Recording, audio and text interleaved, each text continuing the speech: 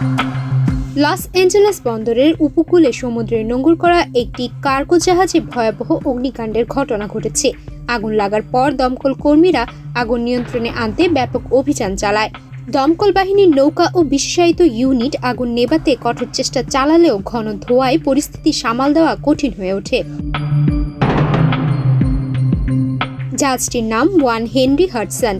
Drone ফুটেজে দেখা যায় অগ্নি নির্বাপক নৌকা জাহাজটিকে আংশিকভাবে ডুবিয়ে আগুন নেভানোর চেষ্টা করছে। ক্রমাগত ধোঁয়া বের হতে থাকায় আগুনের তীব্রতা অনেক বেশি ছিল বলে জানায় সংশ্লিষ্ট কর্মকর্তারা। অগ্নিকাণ্ডের খবর পাওয়ার পর কর্তৃপক্ষ আশেপাশের এলাকায় বাসিন্দাদের নিরাপদ দূরত্ব বজায় রাখার নির্দেশ জারি করে। ওদের স্বপ্ন পূরণে পাশে থাকতে পেরে আমরা গর্বিত।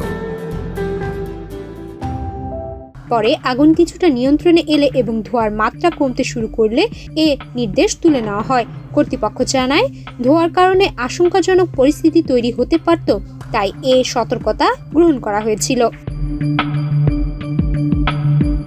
স্থানীয় সংবাদ মাধ্যমের তথ্য অনুযায়ী জাহাজে থাকা 23 জন ক্রুকে সম্পূর্ণ নিরাপদে সরিয়ে নেওয়া হয়েছে। তাদের মধ্যে কেউ আহত হননি। দমকল বিভাগ জানান, জাহাজটিতে কি কারণে আগুন লেগেছে তা এখনো পরিষ্কার নয়। তবে ধারণা করা হচ্ছে কন্টেইনারের ভেতরে থাকা কোনো দাহ পদার্থ বা যান্ত্রিক ত্রুটি থেকে আগুনের সূত্রপাত হতে পারে।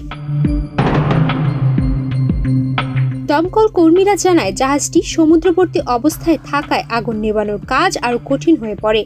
পানির ওপর ভারসাম্য রক্ষা করে কাছাকাছি যাওয়া এবং আগুনের উৎস চিহ্নিত করা চ্যালেঞ্জিং হয়ে যায়। এ কারণে জাহাজটিকে আংশিকভাবে পানিতে ডুবিয়ে আগুন নিয়ন্ত্রণে আনা হয়, যা গভীর সমুদ্রের অগ্নিকাণ্ড মোকাবেলায় ব্যবহৃত একটি বিশেষ কৌশল। এদিকে বাণিজ্যিক জাহাজ চালানোর অন্যতম ব্যস্ত রুট হিসেবে পরিচিত লস অ্যাঞ্জেলেস বন্দর অগ্নিকাণ্ডের কারণে কিছু সময়ের জন্য জাহাজ চলাচল সীমিত রাখে।